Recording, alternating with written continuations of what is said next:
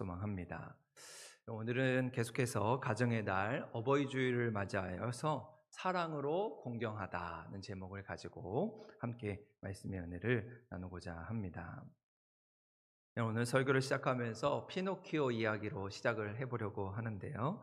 여러분, 우리가 잘 아는 피노키오를 떠올리면 여러분 가장 먼저 무엇이 떠오르시나요? 아마도 거짓말을 하면 이 코가 길어지는 그런 인형을 생각하시리라 생각합니다. 여러분처럼 우리가 잘 아는 피노키오 이야기는 이탈리아 작가인 카를로 콜로디라고 하는 사람의 소설 피노키오의 모험이라고 하는 내용을 바탕으로 하고 있습니다. 저는 이 소설에서는 늙고 아주 고독했던 목수 제페토 할아버지가 이 나무 토막 하나를 깎아서 인형을 만드는 것으로 시작을 하게 됩니다. 할아버지는 정성을 다해 인형을 만들고 그 인형에게 피노키오라고 하는 이름을 붙여주면서 마치 그 인형이 자기 아들인 것처럼 그 인형을 사랑하게 됩니다. 여러분, 그런데 생명을 얻은 이 피노키오의 첫 마디는 감사가 아니라 오히려 불평이고 반항이었습니다. 그러면서 피노키오는 만들어지자마자 집 밖으로 도망을 하게 됐고 온갖 말썽을 부리면서 자신을 위해 헌신하는 그 제페토 할아버지의 마음을 짓밟기 일쑤였습니다.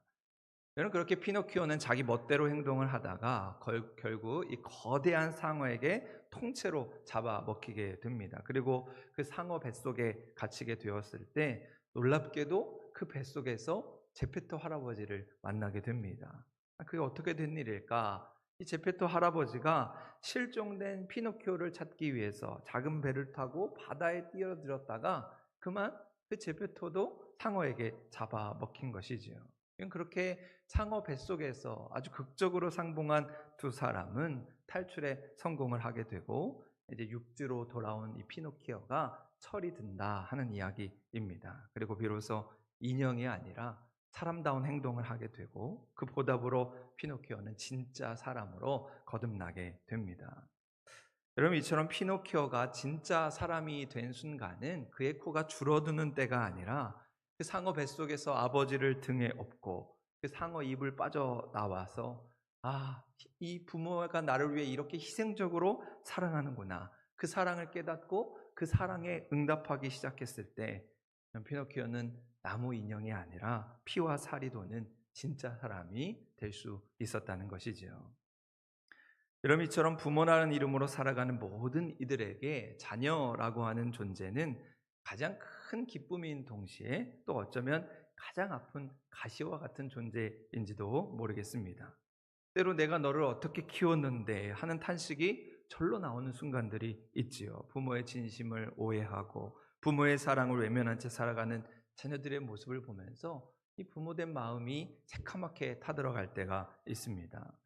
여러분, 그러나 우리의 삶에서 이 상어 뱃속과 같은 어려움을 만나게 될 때 여러분, 그때 우리가 마주하는 것은 우리를 끝까지 안아주시고 우리를 품어주시고 그 파도 속으로 뛰어드는 부모의 사랑인 것이지요. 그리고 우리는 그 부모의 사랑을 깨달을 때 비로소 진정한 사람의 모습으로 감사의 삶을 살아가게 되는 것입니다.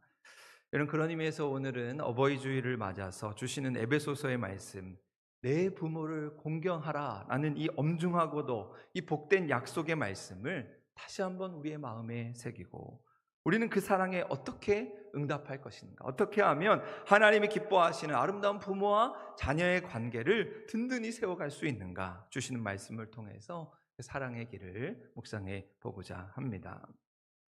여러분, 오늘 우리가 읽은 에베소서의 말씀은 우리에게 아주 분명히 말씀하시요, 자녀들아 주 안에서 너희 부모에게 순종하라, 이것이 옳으니라 말씀하고 있습니다.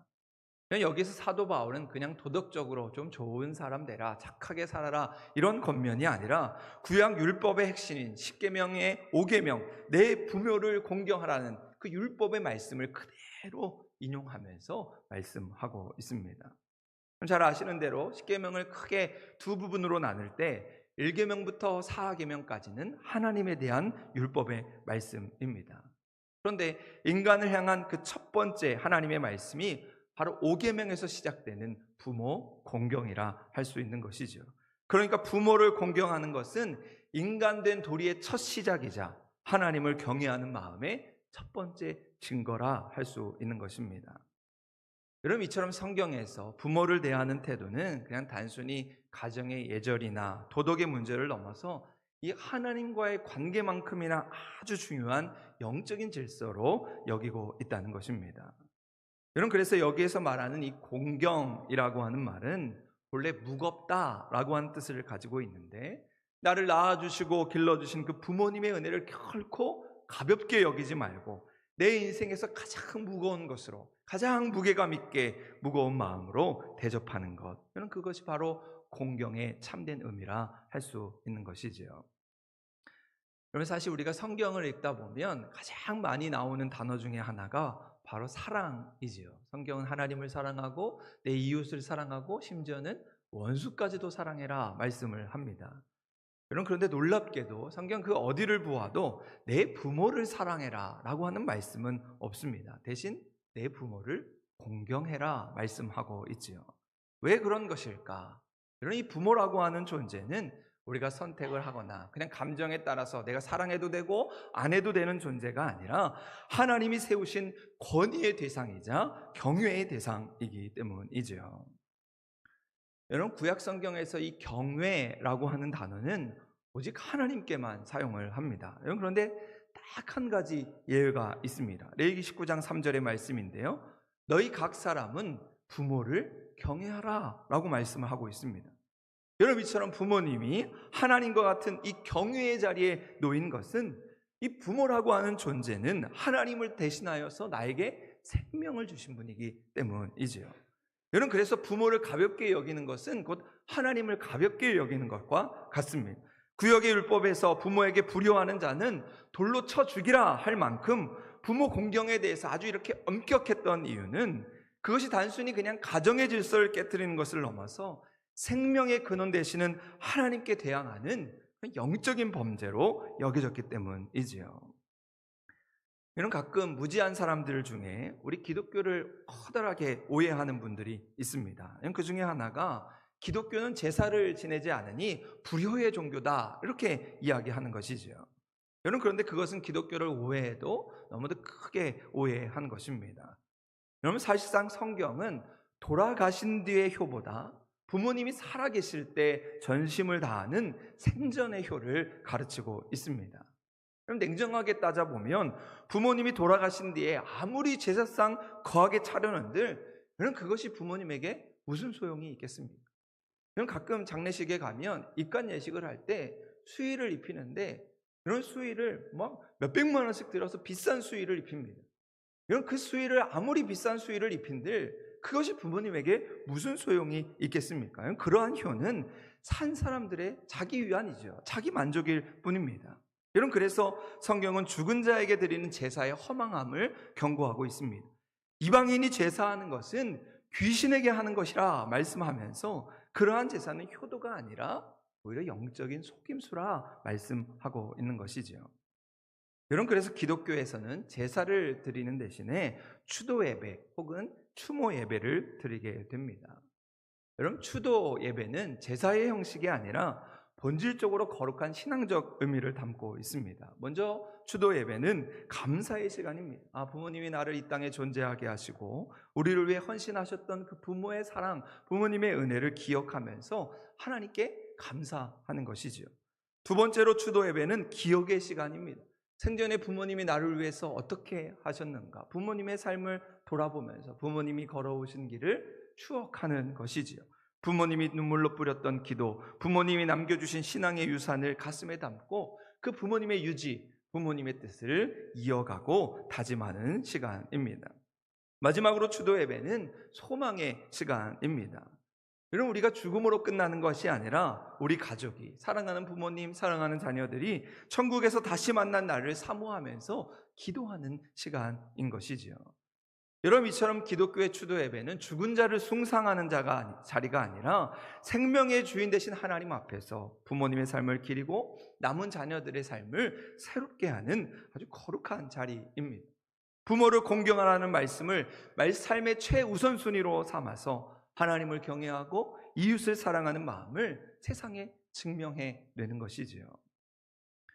여러분, 그런데 부모를 공경하라라고 하는 이 말씀은 마치 자녀들에게만 굴레를 씌워주는 말씀이 아닙니다. 오히려 이 부모를 공경하라는 말씀을 통해서 오히려 부모된 우리들이 나는 공경받는 부모로 살아가고 있는가, 부모의 자리에서 그 엄중한 책임을 돌아보아야 하는 것이지요. 여러분, 성경의 역사서를 보면 이스라엘 왕들에 대해 평가를 할 때 아주 놀라울 정도로 일관된 기준을 가지고 있음을 보게 됩니다. 선한 왕에 대해서는 그의 아버지가 행한 모든 길을 본받아 주님 보시기에 정직하게 행하였다, 이렇게 기록을 하고, 악한 왕에 대해서는 그의 조상이 행한 것처럼 주님 보시기에 악을 행하여 그 죄에서 떠나지 아니하였다, 그렇게 기록을 하고 있습니다. 선한 왕이든 악한 왕이든 그 아버지의 선한 모습을 따라 정직한 길을 갖는가, 아니면 아버지가 행한 그 범죄 죄악을 그대로 따라 하나님 보시기에 악을 행했는가, 분명한 기준을 가지고 있는 것이지요. 여러분, 이 짧은 한 줄의 평가는 우리에게 너무도 중요한 교훈을 던져줍니다. 여러분, 부모의 삶은 자기 세대에서 끝나는 것이 아니라는 것이죠. 부모의 기도가 자녀의 축복이 되고 부모의 죄악은 자녀의 걸림돌이 된다는 사실입니다.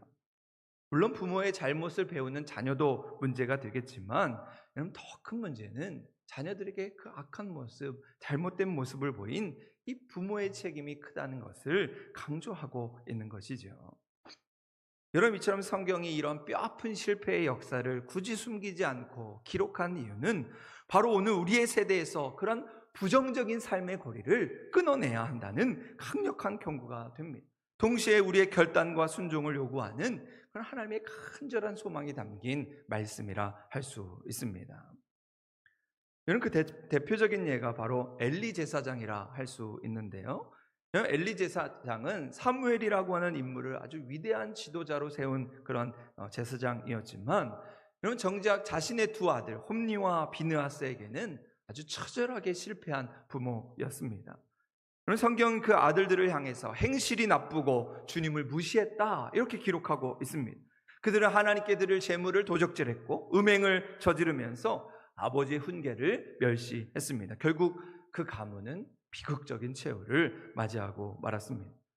이러한 엘리의 실패는 우리에게 뼈아픈 질문을 던지고 있습니다. 우리는 자녀들에게 하나님을 경외하는 법을 가르치고 있는가? 나는 자녀들에게 하나님을 보여주는 이정표가 되고 있는가? 아니면 세상의 욕망을 보여주는 그런 위험한 표지판이 되고 있는가? 질문하고 있는 것이죠.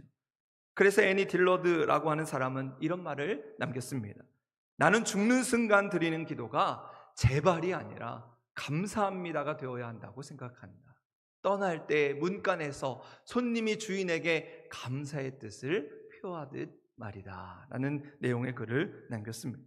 여러분, 인생의 마지막 문간에서 우리는 어떤 기도를 드릴 수 있을까? 여러분, 우리의 기도가 후회와 재발이 아니라 믿음의 길을 완주하심에 대한 감사의 고백이 되어야 하는 것이죠.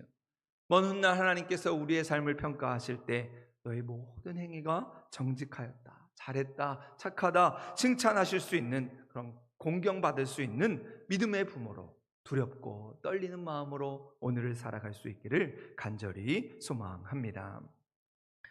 여러분, 라르슈라고 하는 장애인 공동체의 설립자인 장바니에는 다친 새 한 마리를 손으로 감싸주고 있는 그림을 아주 무척이나 좋아했다 이야기하면서 그 그림을 보면서 이런 묵상을 남겼습니다. 이 손의 주인공은 혹시 새가 떨어질까 손을 많이 벌리지 못하고 있습니다. 또 혹시 새가 짓눌릴까봐 꽉 쥐지도 못하고 있습니다. 이 손은 보금자리처럼 새를 지탱하고 붙잡아주며 따뜻함과 안정감을 줍니다. 다친 새는 때가 되면 다시 기운을 차리고 날 수 있을 것입니다. 이러한 묵상의 글을 남겼습니다. 이런 때로 우리는 자녀들을 방임하듯이 마음껏 놓아주려고 합니다. 어떤 일은 자녀들을 통제하는 것처럼 자녀들을 꽉 치려고 합니다. 그러나 그 자녀들을 적당히 따뜻한 손으로 안아주는 것, 그것이 부모된 모습이라는 것이죠. 아버지란 바로 이 새를 감싸고 있는 손과 같아야 한다고 말하고 있는 것입니다. 연약한 자녀들을 든든히 붙들어 주되 내 욕심으로 소유하거나 강요하지 않는 사람, 자녀들이 스스로 날아오를 때까지 묵묵히 그 따뜻한 사랑을 나누어 주는 손길, 그것이 바로 하나님이 우리 부모들에게 맡기신 사명이라 할 수 있는 것이죠. 하나님이 우리에게 허락하신 가정은 세상의 비바람으로부터 서로를 지켜주는 든든한 울타리가 되어야 합니다. 세상 밖에서 온갖 비와 힘듦과 고난을 겪고 집으로 돌아왔을 때 그 따뜻함을 느끼는 사랑의 처소가 되어야 하는 것이지.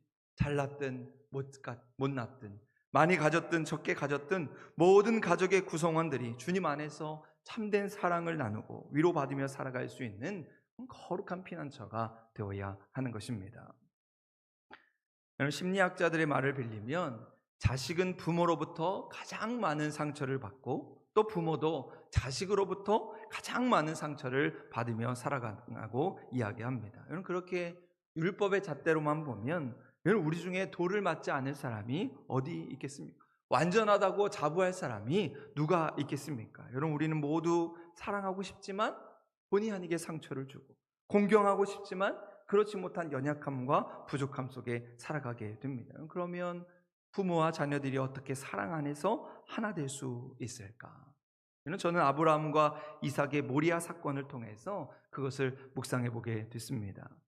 여러분 잘 아시는 것처럼 아브라함은 100세에 얻은 아들 이삭을 번제로 바치라는 청천벽력과 같은 말씀 앞에서 하나님께 묵묵히 순종하는 길을 걸어가게 됩니다.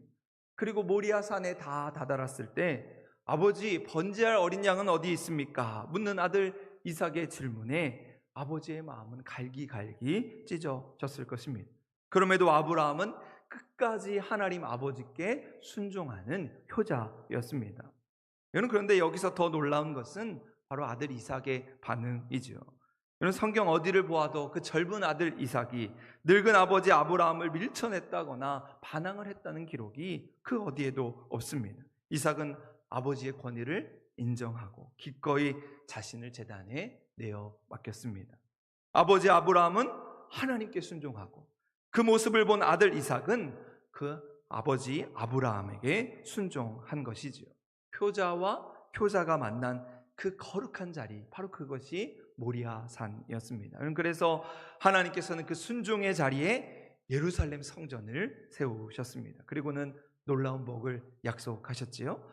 또 내 씨로 말미암아 천하 만민이 복을 받으리니 이는 내가 나의 말을 준행하였습니다. 그렇게 아브라함의 순종을 보시고 이삭의 순종을 보시고 그 아름다운 가정의 모습 가운데 천하 만민이 복을 받게 하는 성전의 복이 그 땅 가운데 임하게 되었다는 것입니다. 이렇게 아브라함을 축복하신 하나님은 지금도 현재도 하늘의 보화를 준비하시고 이 땅에 복을 흘려보낼 축복의 통로를 찾고 계십니다. 그 통로가 누구일까? 바로 부모를 공경하고 하나님을 경외하는 자들입니다. 여러분, 부모 공경은 단순히 과거에 대한 보상이 아니라 우리 자녀와 미래 세대가 천하 만민이 복을 받게 하는 가장 확실한 영적인 투자라 할 수 있는 것이죠. 우리가 부모를 공경하고 하나님을 경외할 때 여러분, 우리의 가정은 모리아 산에 세워진 성전처럼 하나님의 임재와 축복이 머무는 복된 자리가 될 것입니다. 여러분, 그래서 오늘 본문 3절에서도 말씀하죠. 이로써 내가 잘되고 땅에서 장수하리라. 여러분, 이 장수하리라고 하는 축복은 단순히 내가 오래 산다, 내 수명이 늘어난다는 것이 아니라 내가 부모를 공경하는 모습을 보고 자란 우리의 아이들, 우리의 자녀들이 도리어 부모된 나를 공경하게 된다는 말씀입니다. 그리고 그 공경의 모습이 나에게서 끊어지지 않고 우리 자녀들에게로, 손주에게로, 다음 세대에게로 이어지는 것이죠. 그리하여 우리의 가정이, 우리의 가문이 하나님의 복이 끊어지지 않고 대대로 이어지는 가문의 형통, 가문의 장수를 의미하는 말씀입니다. 여러분, 설교를 마무리하면서 우리가 잘 아는 한자어에 담긴 의미를 나누려고 하는데요, 바로 어버이 친자와 효도 효자입니다. 여러분, 옛날 장날이 되면 시골에서 아들은 그동안 해서 모은 나무 단을 지게에 지고 새벽같이 장터로 향하게 됩니다. 그리고 저녁이 되면 이제 어머니는 아들이 돌아오기를 기다리면서 저녁 밥상을 차려놓고 기다리지요.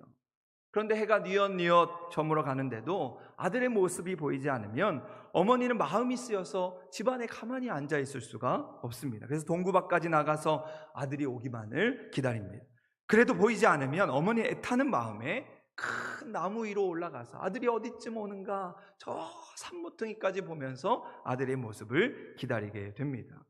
여러분, 그래서 한자에서는 그 모습을 어버이 친이라고 하는 자로 그려냈습니다. 여러분, 그래서 어버이 친자를 뜯어서 보면 설립자, 또 나무 목자, 그리고 오른쪽에 볼견자를 쓰고 있습니다. 나무 위에 올라서서 아들이 오는 길을 간절히 바라보고 있는 그 애틋한 마음, 이런 그것이 바로 어버이의 마음이라는 것이지요. 한편 장터에서 나무를 팔고 어머니가 좋아하는 찬거리와 선물을 사들고 돌아오던 길에 이 아들은 그 나무 위에서 자기를 기다리는 어머니를 보면서 깜짝 놀라게 됩니다. 아유, 어머니 왜 여기까지 나오셨어요? 다리도 불편한데 왜 여기까지 나오셨어요? 그리고는 그 어머니를 자기 등에 업고 집으로 돌아가게 됩니다. 그래서 한자에서는 그 모습을 효도, 효자로 그려냈습니다. 늙을 노자, 늙으신 부모님을 밑에 있는 아들 자자가 받치고 있는 모습입니다. 연로하신 부모님을 등에 업고 가는 형상으로 부모님이 내가 마땅히 업고 가야 하는 아주 존귀한 존재임을 기억하는 것, 그것이 바로 참된 공경임을 전해주고 있습니다. 여러분, 오늘 우리의 가정에 나무 위에서 기다리는 그 부모님의 사랑이 있고 또 부모님을 든든히 업고 가는 자녀의 공경이 있을 때 하나님께서 모리아 산에 세우셨던 그 거룩한 축복이 우리 모든 한사랑교회 성도들 가정 위에 함께 하리를 축복합니다. 친거와 효가 살아있는 복된 가정 위에 하나님이 주시는 참된 화목과 참된 행복이 날마다 넘쳐날 수 있기를 주님의 이름으로 간절히 소망합니다. 오늘 말씀을 마치면서 오랜만에 참 감동적인 영상을 하나 나누려고 하는데요. 우리 KB국민그룹에서 가정의 달을 맞이해서 만들었던 광고 영상인데요. 우리의 가정을 돌아볼 수 있는 시간이 될 수 있기를 바랍니다. 우리 40개월 미만, 그러니까 3살 배기, 4살 배기 딸이나 아들을 가진 아빠들을 대상으로 설문조사를 하면서 이제 그것을 영상으로 담은 광고 영상인데요. 우리 영상 준비됐으면 같이 한번 보도록 하겠습니다.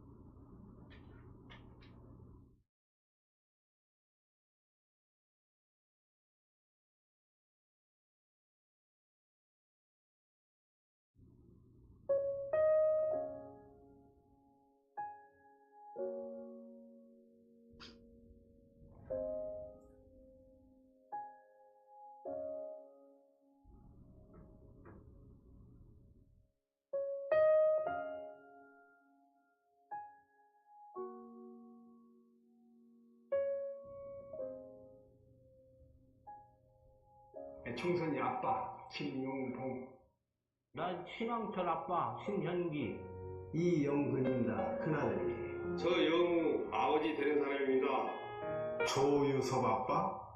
진영이 아빠, 성함은 김성복. 생각나지요. 그 아들, 딸만 낳다가 아들 가졌는데 요번에도 딸이 못할까 했는데 네 엄마 아빠 동생한테 신경 써주고 좀 왔고. 부모로서 이렇게 뭔가를 충분하게 해줘야 되는데 그런 것도 못 해주고 그래서 참 마음이 아픕니다. 아들이라는 것은 어느 누가 바꿀 수도 없는 것이고 크게 뭐 도와주지도 못했고 했는데 그들이 알아서 잘 커가지고. 계속 부족한 게 부모 마음 아닐까요? 죽는 순간까지. 제가 그런 마음으로 살고 있어요. 계속 부족한 거예요. 너무 엄하게 했던데 그게 좀 미안하다. 미안해.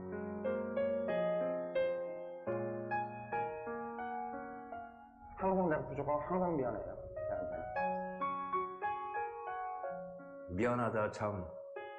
모든 것이 부족하고 못 가르치고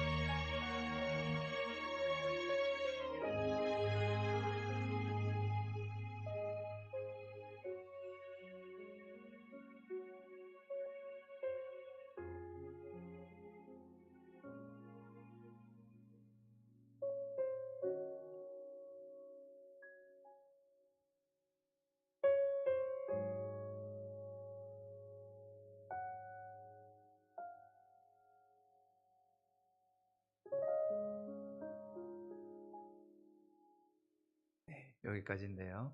뭐가 그렇게 부족한 게 많은지, 뭐가 그렇게 미안한 게 많은지, 그게 부모님의 마음이 아닐까 생각을 해보게 됩니다. 우리 영상을 통해 마주한 눈물이 그냥 단순한 우리의 감정이나 또 단순한 감상으로 끝나지 않고 이 부모를 공경하라라고 하는 하나님의 명령을 다시 한번 되새기면서 이 땅의 모든 부모님들의 사랑을 기억하고 그 사랑이 우리의 인생의 가장 무거운 무게로 가장 귀한 사랑으로 다가올 수 있기를 바랍니다. 그리고 그 순종의 흔적을 보고 자란 우리의 자녀들이 신앙의 유산으로 이어져서 배를 잇는 축복의 통로가 되고 우리가 땅에서 잘 되고 장수하는 비결이 되면서 하나님을 향한 우리의 경외심을 증명하는 축복의 길이 될 수 있기를 간절히 소망합니다.